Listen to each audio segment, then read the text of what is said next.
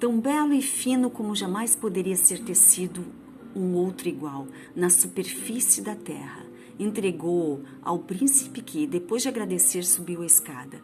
Os outros irmãos consideravam o mais moço tão idiota que estavam certos de que ele jamais encontraria um tapete de valor. Não é preciso dar-nos ao trabalho de procurar muito, disseram os dois. A primeira pastora que encontraram no caminho, eles tiraram dela o pano grosseiro que traziam aos ombros e, ao levarem para casa, entregando-o ao rei. Nessa mesma ocasião também, o Boboca vinha regressando com seu belo tapete. O rei, ao vê-lo, admirou-se e falou: pelo direito, o reino agora pertence ao mais jovem de vocês.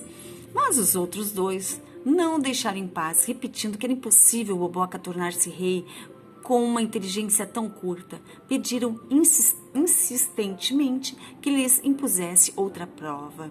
Disse-lhes então o rei: aquele que me trouxer o anel mais belo herdará o reino. E, conduzindo-os para fora do castelo, soprou 3 penas para o ar, destinadas a lhes indicarem o caminho. Novamente os 2 mais velhos partiram, um para leste, outro para oeste. A outra vez a pena do Boboca caiu junto à tampa do alçapão.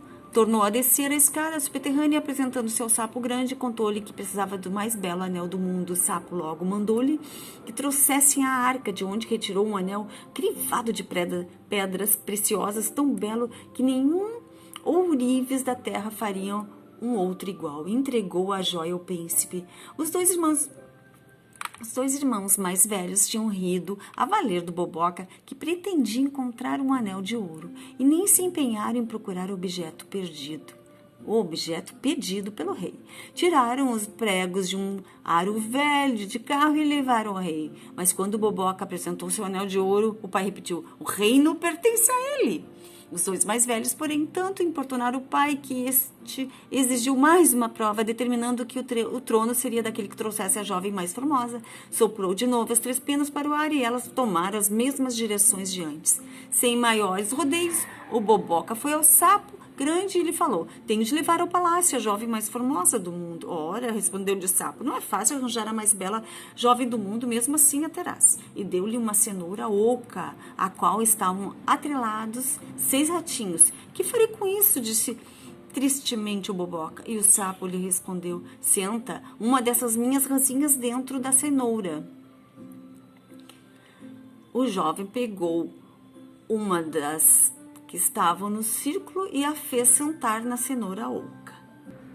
No mesmo instante, porém, o animalzinho transformou-se em uma belíssima jovem, a cenoura numa carruagem e os 6 ratinhos em cavalos. Boboca beijou-a, pôs no carro em andamento e numa corrida levou a moça ao rei. Seus irmãos também se apresentaram, mas não haviam dado ao trabalho de procurar uma bela jovem. Tinham trazido as primeiras camponesas encontradas no caminho. O rei, ao contemplá-las, exclamou: o reino pertencerá ao mais moço depois da minha morte. Novamente, porém, os 2 mais velhos atordoaram ao rei com seus protestos. Não podemos admitir que o Boboca se torne rei.